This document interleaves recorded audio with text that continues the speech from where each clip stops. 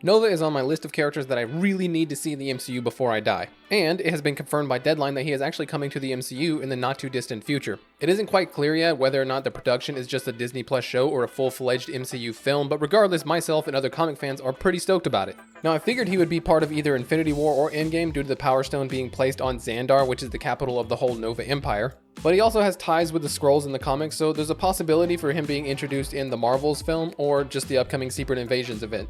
The reason I say the Marvels film could be his first appearance is based purely on the fact that his powers are very similar to Captain Marvel, and that seems to be the kind of theme that they're going with that film, and that's why they also changed the powers of Ms. Marvel's to be something sort of similar to theirs, more towards energy based. But regardless, whether or not it's a show or a movie, I really think you could do both for him, and they both could work pretty well depending on the kind of story that you want to tell for his intro. Kevin Feige actually had this to say back in 2018 about Nova. If we have a big board with a bunch of characters that have more immediate potential, Nova is on that board. Because of the connection to the Guardians universe, because there are more than one examples to pull from the comics that are interesting. He also confirmed that Nova was originally in early drafts of the first Guardians movie, which would have been really cool to see. We did get to see a fair amount of the Nova Corps themselves in the first Guardians movie, with their aerial fleet holding off Ronan's invasion to some extent.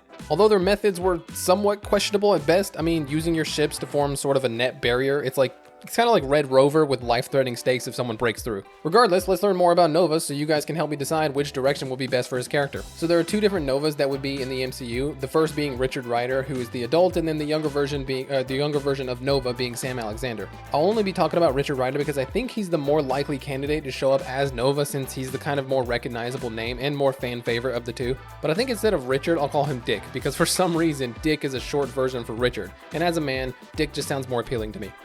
Wait. Moving on from that, let's just dive right in and learn about the history and powers of Marvel's new Dick Rider. Okay, alright, hold on. You know what? Maybe just Rick. We'll call him Rick. That's a better fit. Let's just call him Rick before I start sending the wrong message. So Rick was born just around the block from our friendly neighborhood Spider-Boy and was chosen by the last surviving Nova Corps member to be the next Nova. This person was Roman Day, or Ramen Day, however you say it, who actually appeared in the MCU already. So there is a potential plotline that's kind of already set up here. I'll just call him Day. Day was traveling to Earth while tracking the person who destroyed the other Nova Corps members, and while knocking on Death's door, he just rolled the dice and passed the powers to a human and hoped for the best. So if you look at the timeline for an Infinity War, before the movie starts, Thanos decimates Xandar and gets the Power Stone, so what if Roman Day actually tracked Thanos to Earth and wanted to get revenge for his fallen brothers and sisters? Just to be so close to death that he was unable to do so, he passes the mantle onto our boy Rick, who is down in New York while all this is going down. I mean, it's already pretty well set up for them to use. They just got to do a little flashback at that moment from his point of view, and then boom, powers. Also, I'd like to see Xandar just being absolutely crushed by Thanos and his army, or just the Black Order, I don't care. However, if it's a Disney Plus show, I'm not sure if we would get that. I don't know if the budget would allow it. Oh, I don't know. I mean, we did get a flashback scene in Hawkeye of the Avengers, so maybe. Now, his powers are pretty straightforward for the most part because, of course, you have the run-of-the-mill sort of super strength, he has super speed, he can fly at super speeds as well, he has a healing factor, and incredibly durable on top of that. He can project incredibly powerful energy beams from his hands, and I think even his fingers, just his fingertips at one point, and have even taken down beings like Ego the Living Planet and went toe-to-toe with Annihilus. Now, I think one of the coolest things you could possibly do for this character is have him being flying ridiculously fast and shooting energy beams at a target, but also have him spinning in like a barrel roll type of motion, like a drill almost, because all that together would just probably tear through vibranium and really anything in the MCU. That would probably be the biggest display of power in the MCU to date, and all you gotta do is make Rick roll.